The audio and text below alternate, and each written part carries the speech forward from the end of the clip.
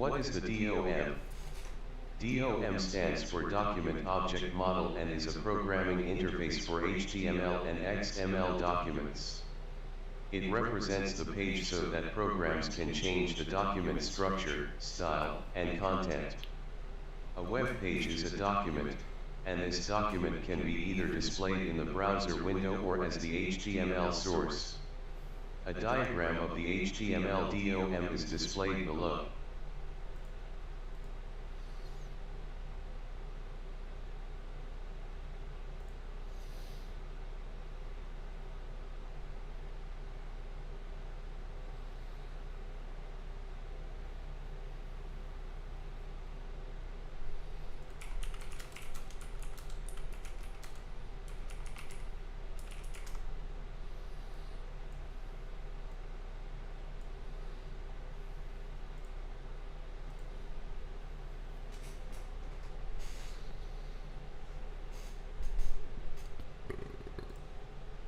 Okay.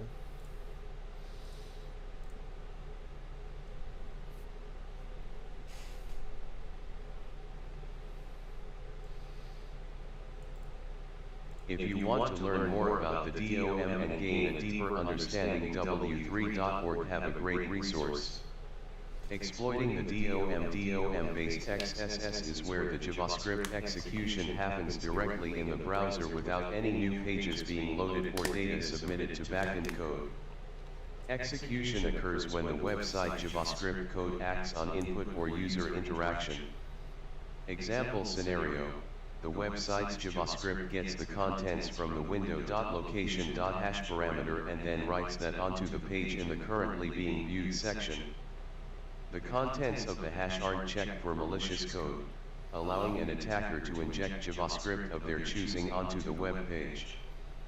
Potential impact: crafted links could be sent to potential victims, redirecting them to another website or steal content from the page or the user's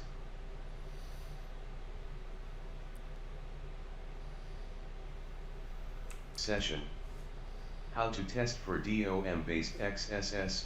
DOM-based XSS can be challenging to test for and requires a certain amount of knowledge of JavaScript to read the source code. You'd need to look for parts of the code that access certain variables that an attacker can have control over, such as window.location.x parameters. When you've found those bits of code, you then need to see how they are handled and whether the values are ever written to the web page's DOM or passed to unsafe JavaScript methods such as eval.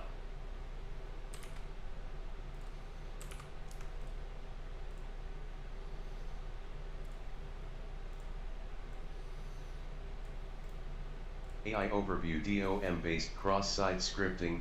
DOM-based XSS is a client-side web vulnerability where an attack payload is executed by modifying the document object model (DOM) environment in the victim's browser. Unlike traditional XSS, where the payload is inserted into the HTML response from the server, in a DOM-based attack, the malicious script is triggered by client-side code that uses insecure input. How DOM-based XSS works: a DOM-based XSS attack requires two main components: source. What's the weather?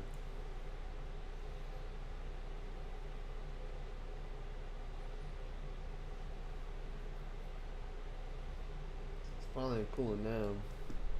A client-side JavaScript object that an attacker can control, such as document.url or location.search, which reads user-provided data. Sync, a vulnerable function that accepts data from the source and writes it to the DOM in an unsafe way, such as eval, document.write, or element.innerHTML. Example attack scenario: vulnerable code. A website includes JavaScript that uses a URL parameter to update the page's content, but it does so without sanitizing the input.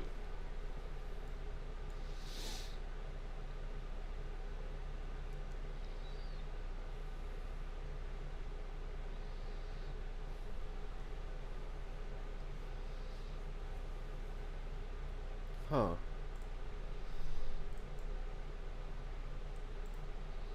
Blind XSS is similar to a stored XSS, which we covered in task 4, in that your payload gets stored on the website for another user to view, but in this instance, you can't see the payload working or be able to test it against yourself first. Example: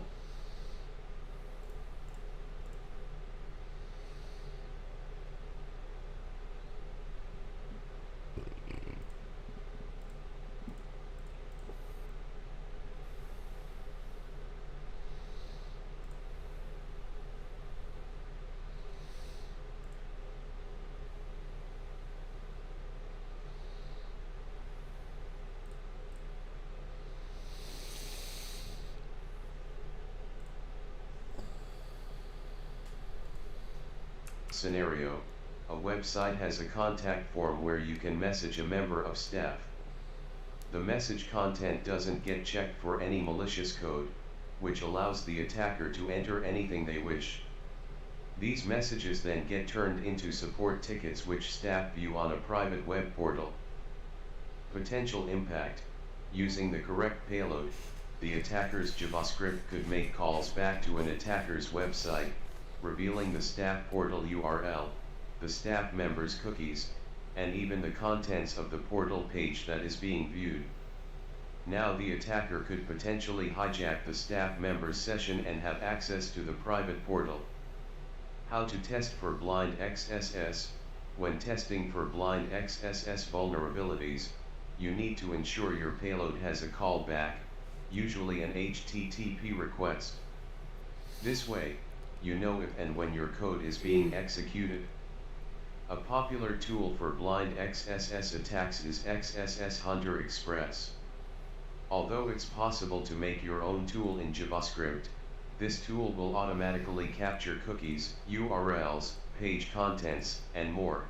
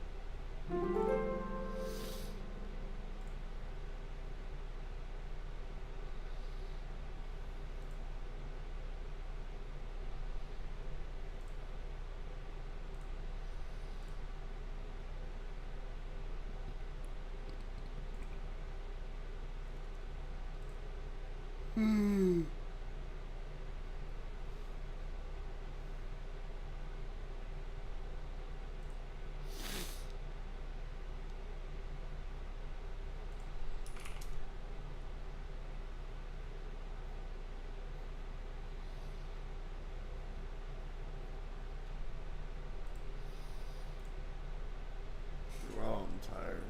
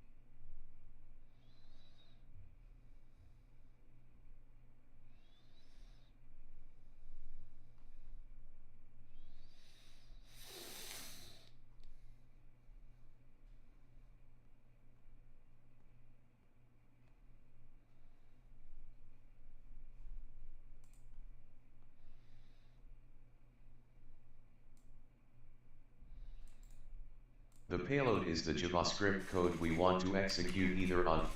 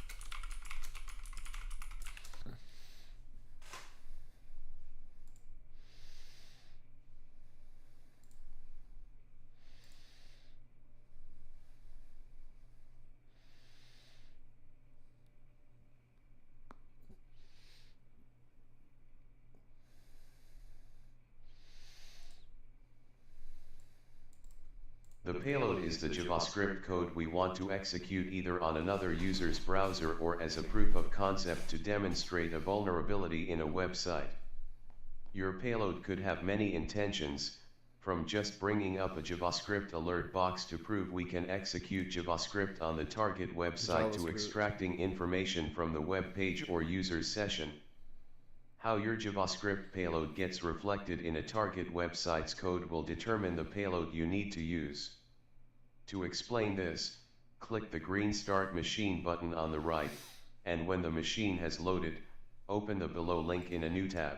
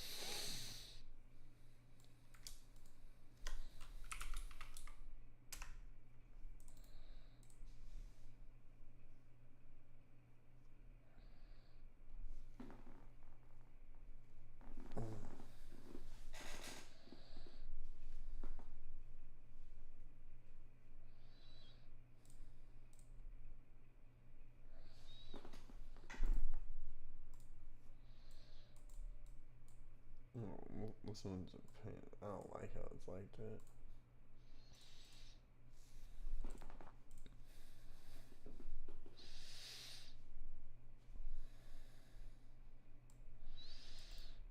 It wouldn't work if you were to try the previous JavaScript payload because you can't run it from inside the input tag. Instead, we need to escape the input tag first so the payload can run properly. You can do this with the following payload: script alert, thm/script. The important part of the payload is the which closes the value parameter and then closes the input tag. This now closes the input tag properly and allows the JavaScript payload to run. Closes the value.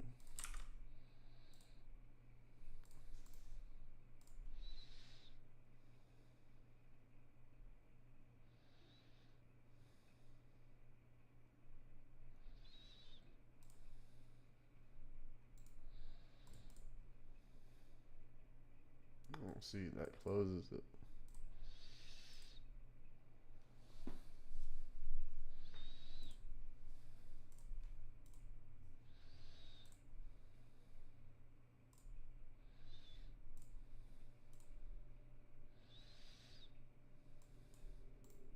Now when you click the enter button, you'll get an alert pop-up with the string THM. And then, you'll get a confirmation message that your payload was successful with a link to the next level.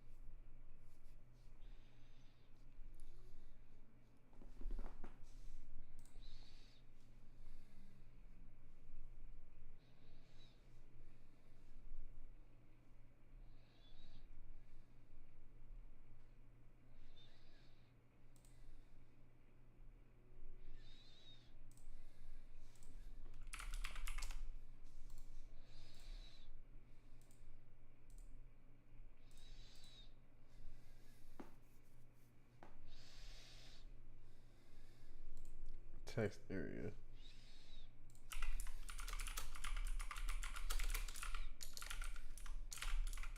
How do I know that's JavaScript?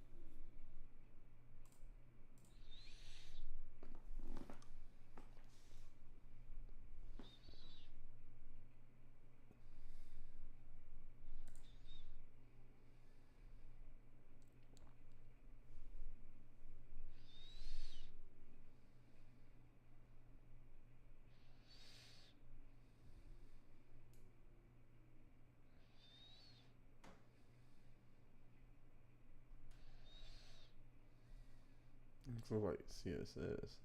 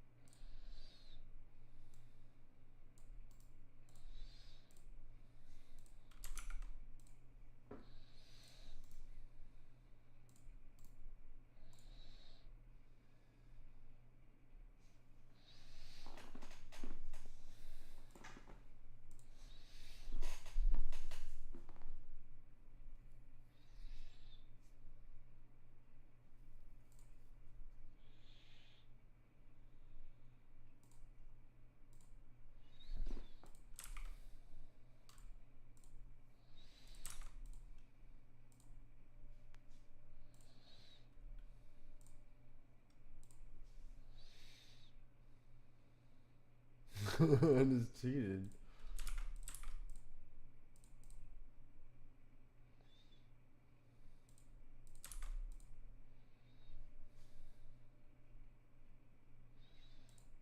Let's go back to 3. Oh, I already did 3.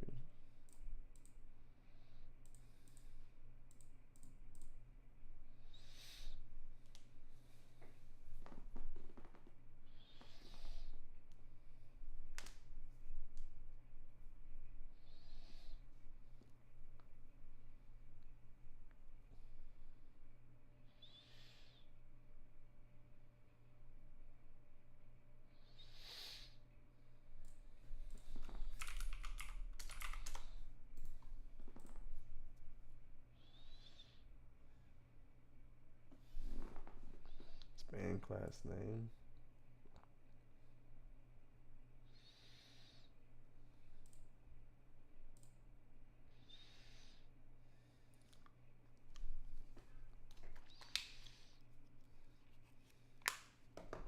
I don't even see Larry. Oh.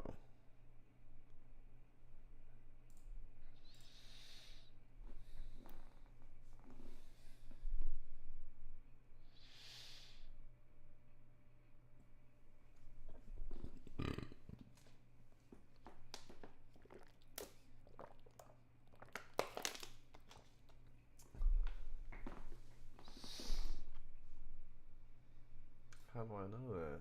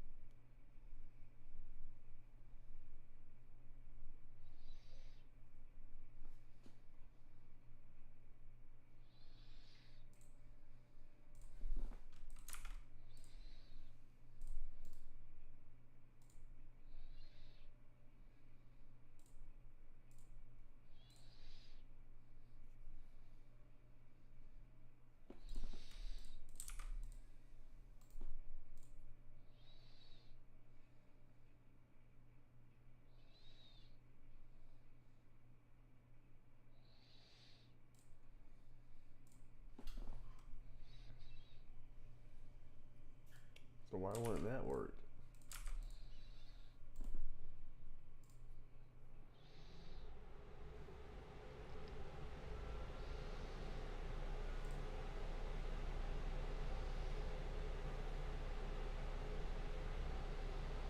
That's what I'm saying. It looks the same as level 1.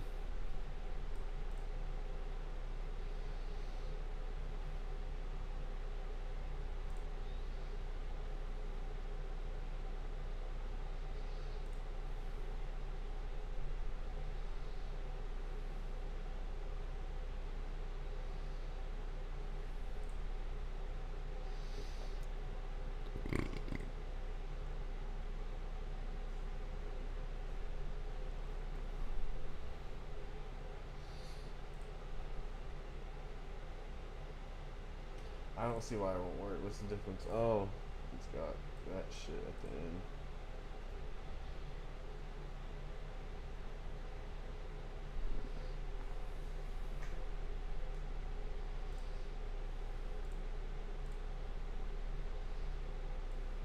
Oh.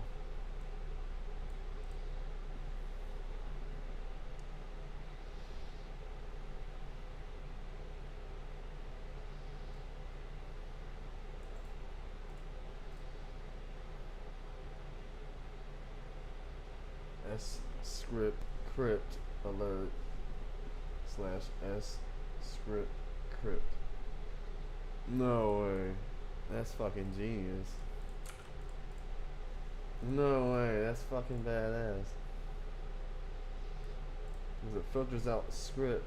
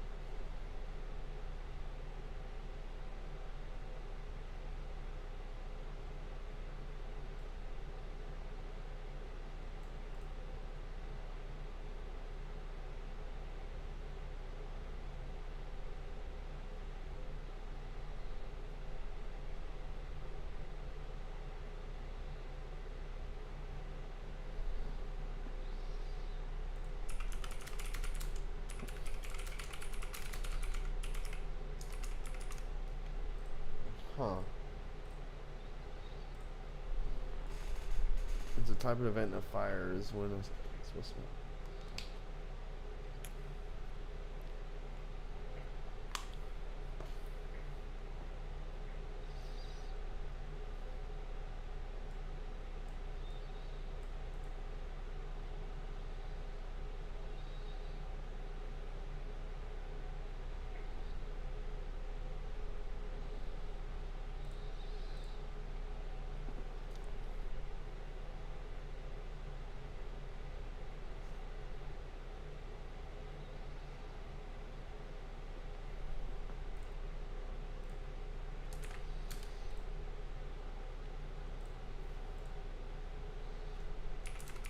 Unload equals alert.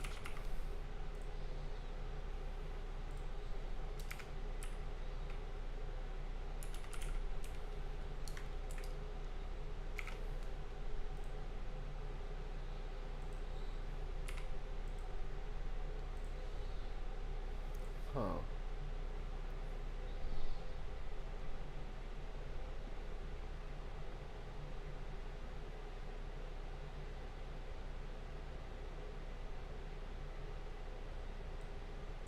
Tell me that's the script. Is alert. The script is alert. It ends with the.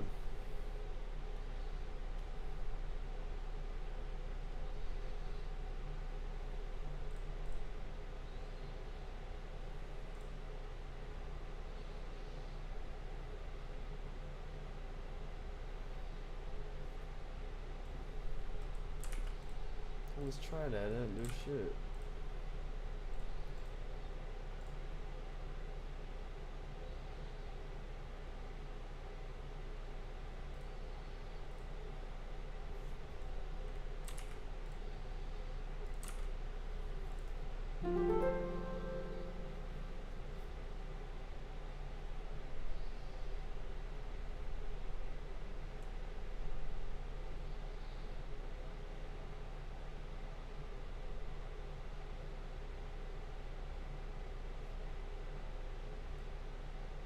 What?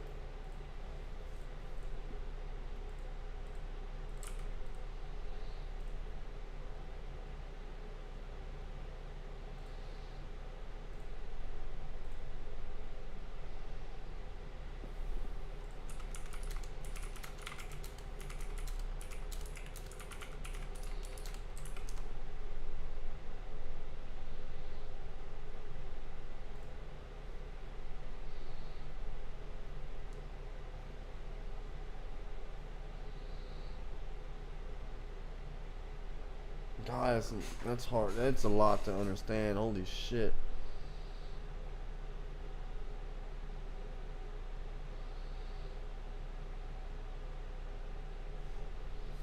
That's too much.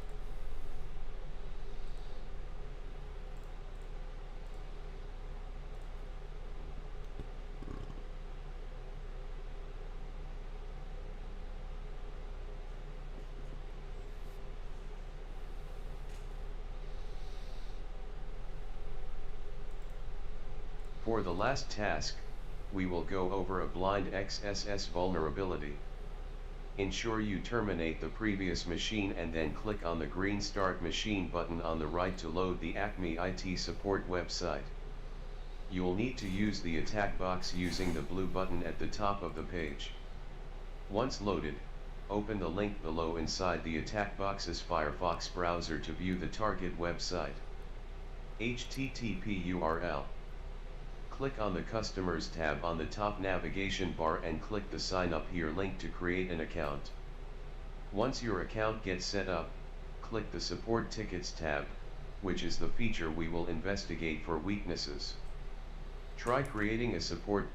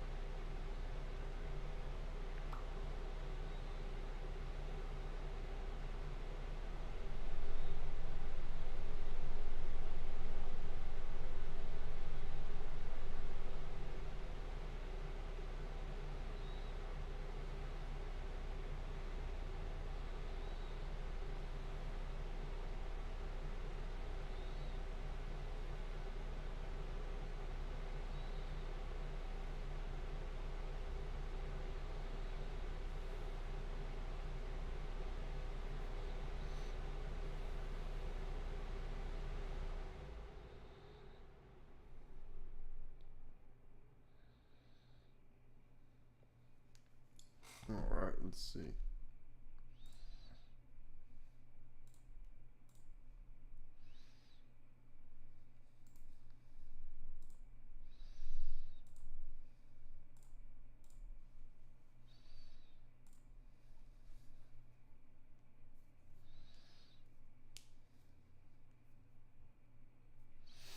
Do I really need a tac box?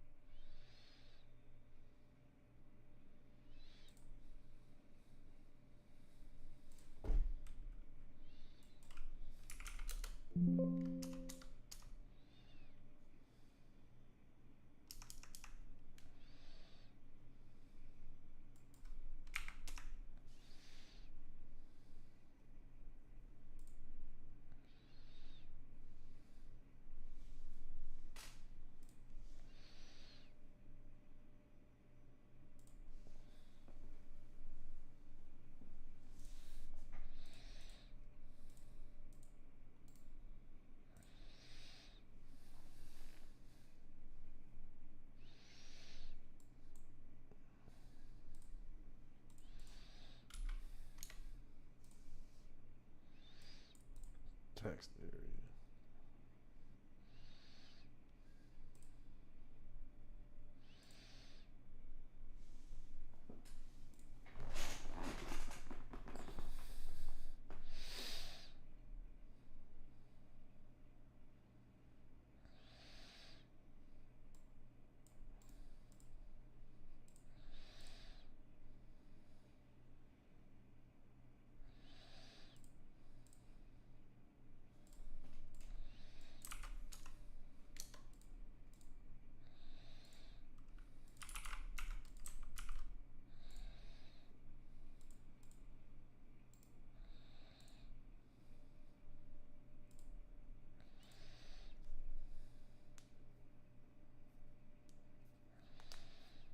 Looks like we did.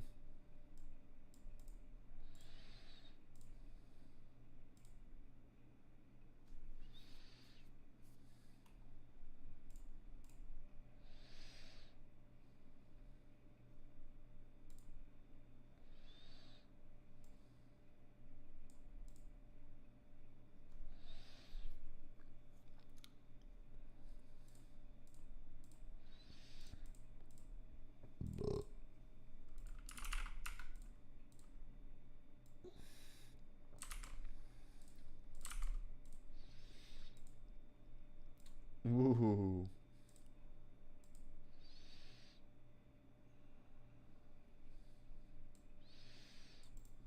Now when you view the ticket, you should get an alert box with the string THM.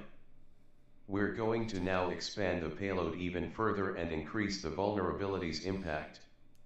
Because this feature is creating a support ticket, we can be reasonably confident that a staff member will also view this ticket. What's up, Rollify? Rollify. That is pretty badass. So that did work.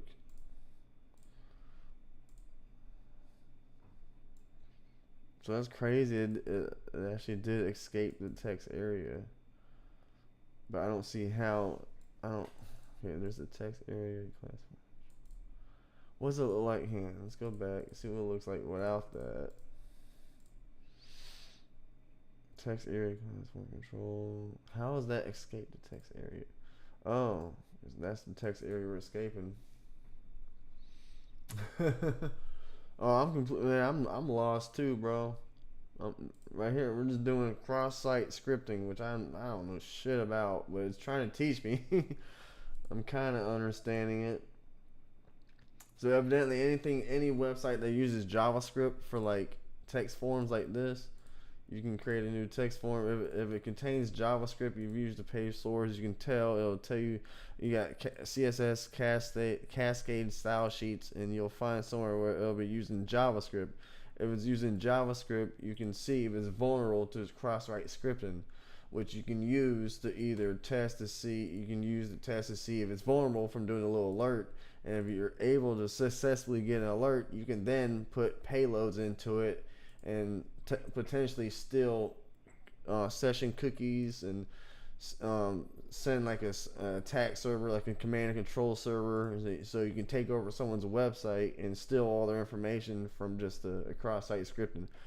Potentially is what they're saying, which is crazy how that works. But all I know how to do now is just make a pop-up. So that means they're vulnerable. I got a pop-up to pop-up. So that means they're vulnerable to cross-site scripting on this website. And now I guess it's going to teach me how to fucking steal cookies, it looks like. I don't know. It's just the introduction to... Oh, yeah. Hell yeah. That's what I'm talking about. So, yeah, I guess that's what we're learning right now. It's like 10 p.m. for me. So I'm on this last lesson. I'm trying to get this done. I'm tired, but I'm trying to understand it too. So right there's text area.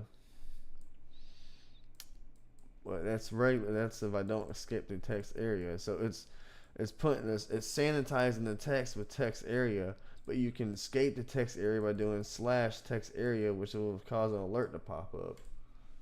Yeah, 6 a.m. Shit, dude, it's time for bed, bro. Where you live at? So that worked.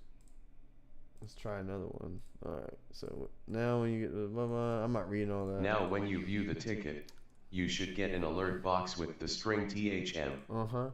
We're going to now expand the payload even further and increase the vulnerability's impact.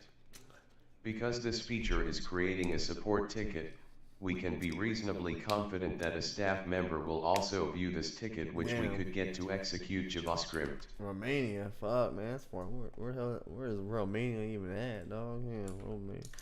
Maps. Oh, not that. I don't want to see that. Google Maps. I don't remember where that's even at. Let's see. I'm way over here. Romania is right there. Damn, it's far away. I guess it's like 1, 2, 3, 4, 5. I guess it's like 6 time zones, is it? Or 8? Is that 7? Yeah, that'd be like 1, 2, 3, 4, 5, 6, 7. That's like 8 time zones. Fuck, that's far away. Alright, let's see what's it talking about. Blah blah blah. We can view this ticket so we can get to execute JavaScript. Well, if it's 10 p.m. here and it's 6 there, it's probably 8 time zones. Some helpful information to extract from another user would be their cookies, which we could use to elevate our privileges by hijacking their login session. To do this, our payload will need to extract the user's cookie and exfiltrate it to another web server of our choice. Oh, that's gonna be hard. Firstly, we'll need to set up a listening server to receive the information. Alright, so to do that, I ain't done that in a minute. Do I have pseudo permissions? I don't think I need pseudo permissions. Hang on, we'll just do that. Let's see. We'll do port. Oh, it's telling me port 9. I wasn't even getting that far ahead. I guess it's already telling me what port to listen to. What do you mean? No.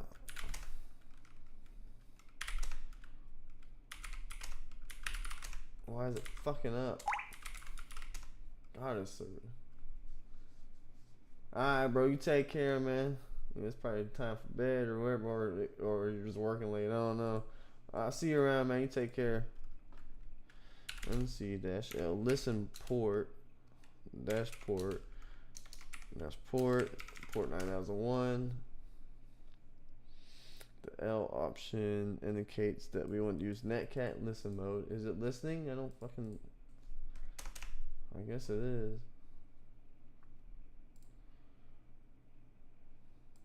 I don't feel like it is.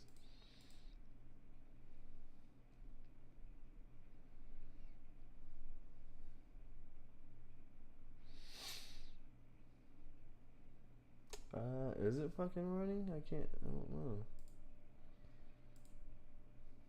Where'd you go? Where the fuck did it go? Alright, whatever. Sing the attack box. Let's set up a listening server using netcat. If we want to listen on port 9001, we issue the command nclp 9001. The L option indicates that we want to use netcat in listen mode, while the P option is used to specify the port number. To avoid the resolution of host names via DNS, we can add N. Moreover, to discover any errors, running netcat in verbose mode by adding the V option is recommended. Okay. The final command becomes ncnlvp 9001, equivalent to ncnlvp 9001. I didn't know you could do that with commands.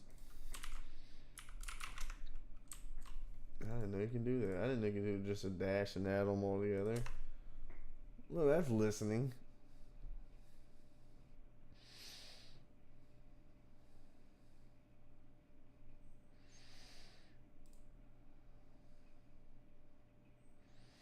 Let's build the payload. Alright, we'll do that. Build the payload. The URL, port number, the URL is 10.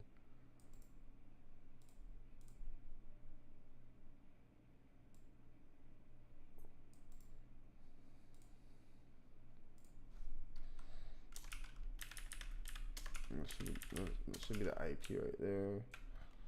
The port. 9001.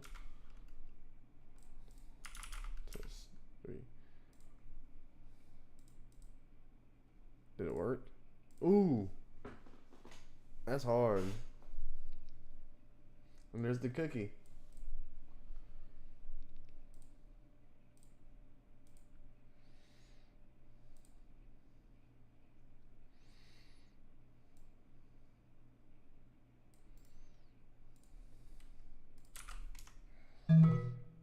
What is the value step? That's the cookie right there, motherfucker. What do you mean?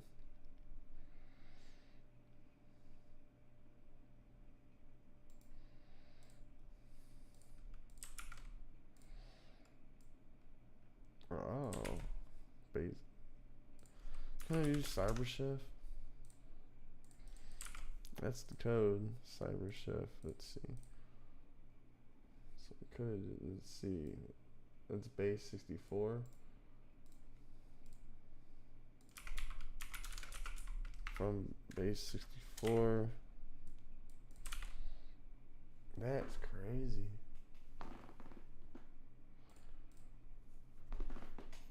Well, that's it right there. Yeah.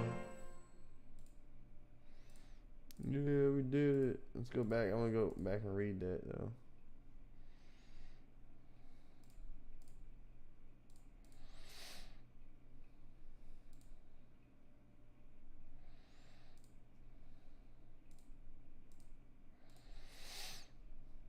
That was pretty cool. Close the text area field. The script tag opens an area for its right JavaScript. Fetch. Fetch command makes a HTTP request. URL or IP is either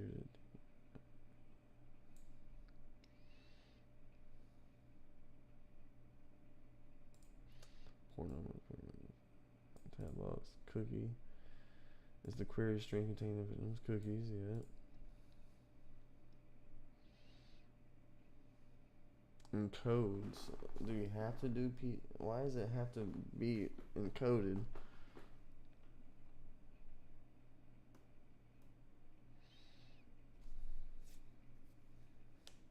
Huh. Well, that was pretty interesting. That was pretty cool. I'm not gonna lie. Took me a couple days to do it, but we did it. Alright, guys. Well, good night. I'll see y'all tomorrow. We're gonna do race conditions tomorrow.